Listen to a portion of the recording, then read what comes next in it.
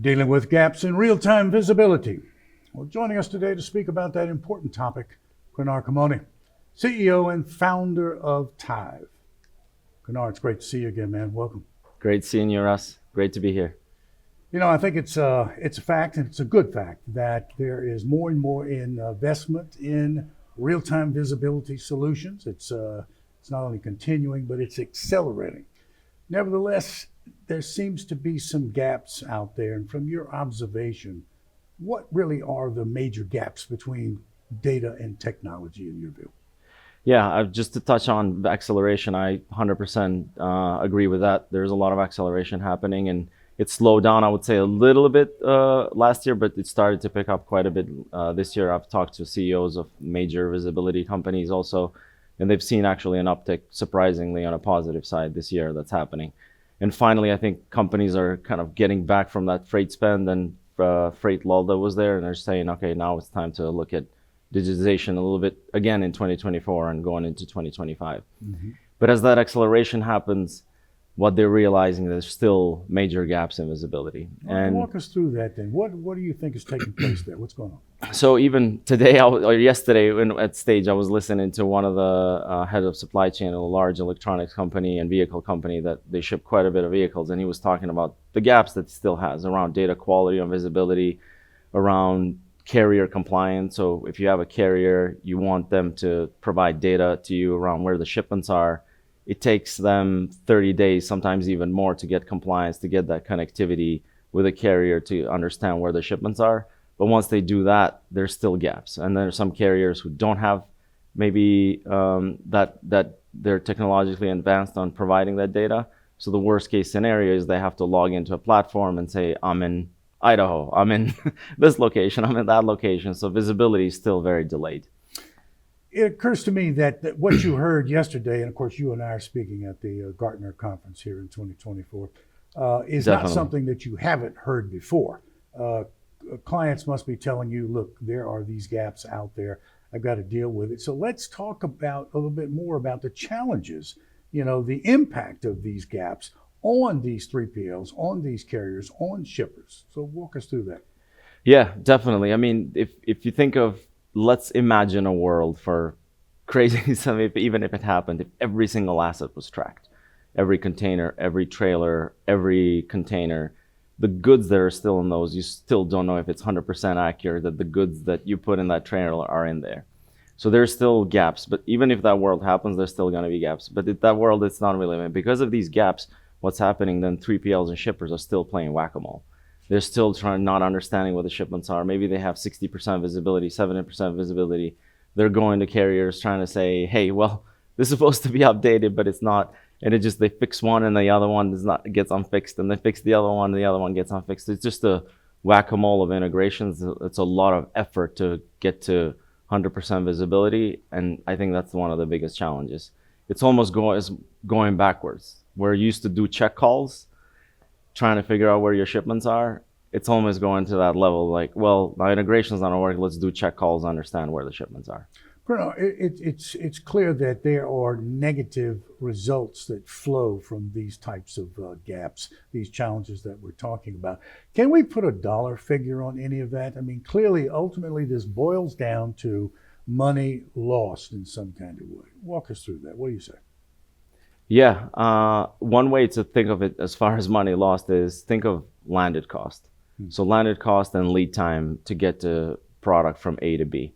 If you have no visibility, if you don't understand lead times, you really don't understand the final landed cost. So the more your inventory is on the road, the more your inventory is on the ocean, the more your inventory is on transit, the more your landed cost is going to go up. So if you don't have that full visibility, you don't get to understand how you can reduce the landed cost. And one example of that could be, which we recently found, I think we had an interview here with Maersk it was like a few months ago, with shipments from LA to Memphis.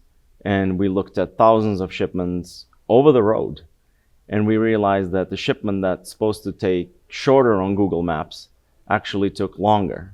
And the reason is because they had fewer truck stops, so truck drivers would stop there ahead of time and then burn the hours And next thing you know, they're taking longer on a shorter route than the longer route, which had multiple truck stops. So they're really squeezing the time that they can drive and the hours of service and based on the government requirements. And they were able to get there in a shorter time, but also with less variability. Mm-hmm. So think of variability on the top line. They were doing maybe 6 days plus minus, 8 days plus minus 4, or no, 6 days plus minus 4. There was a huge variability. Mm-hmm. On the bottom one, they were doing 5 days plus minus 1 day. So between 4 and 6. With less variability, you have less waste, less just better landed cost control. Let me ask you this. When does visibility need to begin? Just how comprehensive must it be in the supply chain? What do you say? Where does it need to begin?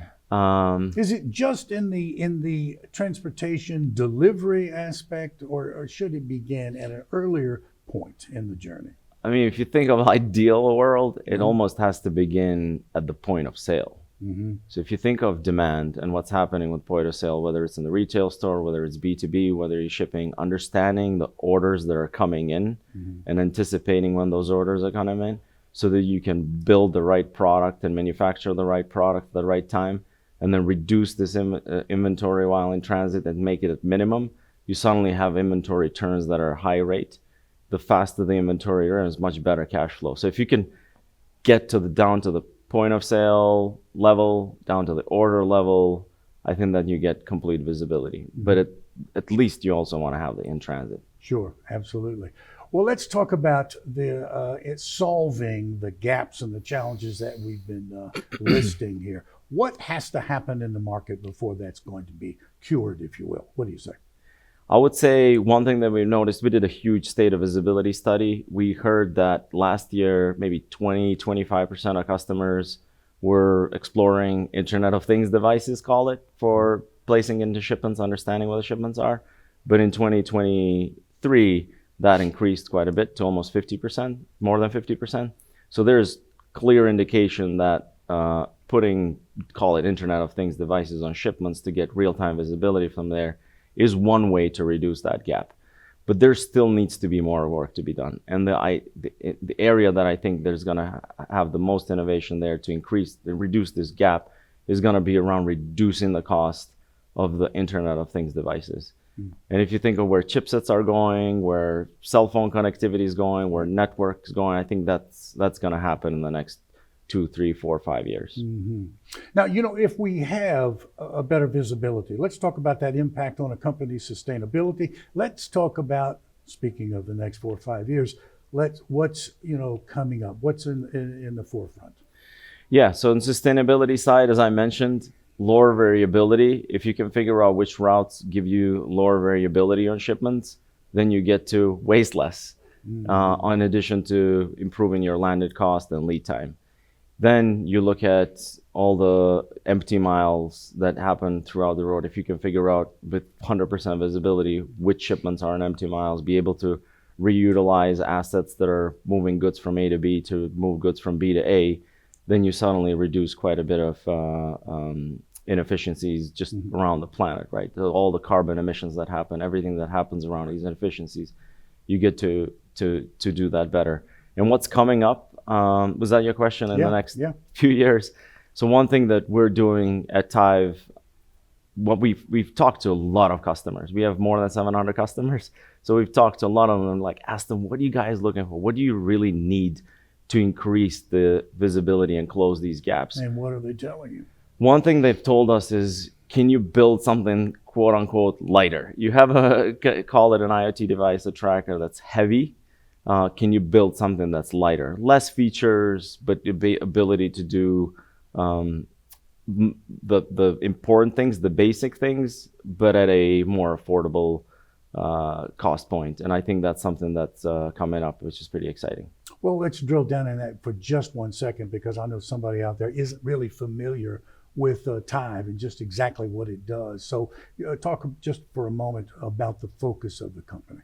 Yeah, so what we do, and I always bring a tracker with me, I don't have one to show, but if you go to tive.com/demo, you can figure it out also. But what we do is we help companies track shipments all over the globe. We have these trackers. All you do is press a button, put it on top of a pallet, put it inside of a trailer, container, and you get real-time visibility anywhere in the globe, independent of carrier, independent of ELD, independent of telematics, independent of the assets moving the goods.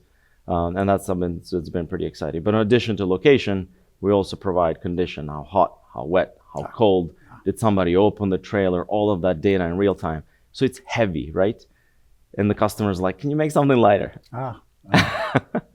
Well, very, very useful information, no doubt about it. Having that real-time visibility into that, as you say, the in-transit journey there.